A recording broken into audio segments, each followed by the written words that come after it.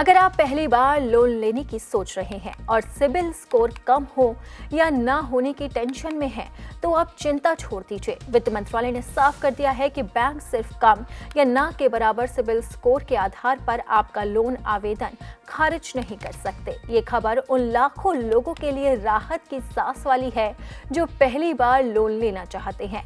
वित्त राज्य मंत्री पंकज चौधरी ने लोकसभा में एक बयान दिया जिसमें बताया गया कि भारतीय रिजर्व बैंक यानी कि आरबीआई ने कोई न्यूनतम क्रेडिट स्कोर की शर्त नहीं रखी है, खासकर उन लोगों के लिए जो पहली बार लोन ले रहे हैं। आरबीआई ने 6 जनवरी 2025 को एक मास्टर डायरेक्शन जारी किया जिसमें बैंकों और वित्तीय संस्थाओं को निर्देश दिया गया कि वो सिर्फ क्रेडिट हिस्ट्री ना होने की वजह से लोन आवेदन रिजेक्ट ना करें। हालांकि इसका मतलब ये नहीं है कि बैंक बिना जांचे परखे लोन दे देंगे।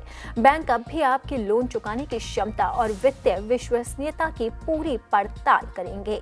वो आपका क्रेडिट इंफॉर्मेशन रिपोर्ट यानी कि CIR, पहले के लोन चुकाने का रिकॉर्ड, लोन सेटलमेंट और रीस्ट्रक्चरिंग या फिर डिफॉल्ट हिस्ट्री जैसे फैक्टर्स को भी देख सकते हैं।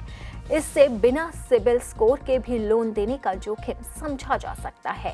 मंत्रालय ने यह भी बताया है कि आरबीआई नियमों के तहत क्रेडिट रिपोर्ट लेने की फीस 100 रुपए से ज्यादा नहीं हो सकती। साथ ही हर व्यक्ति को साल में एक बार अपनी पूरी क्रेडिट रिपोर्ट, जिसमें क्रेडिट स्कोर भी शामिल है, मुफ्त में इलेक्ट्रॉनिक फॉर्मेट में मिल सकती है, बशर्ते उनकी क्रेडिट हिस्ट्री हो। सिबिल के भविष्य पर सवाल उठाने पर सरकार ने कहा कि सिबिल बंद नहीं हो रहा है और न ही इसे किसी सरकारी संस्था ने बदला है।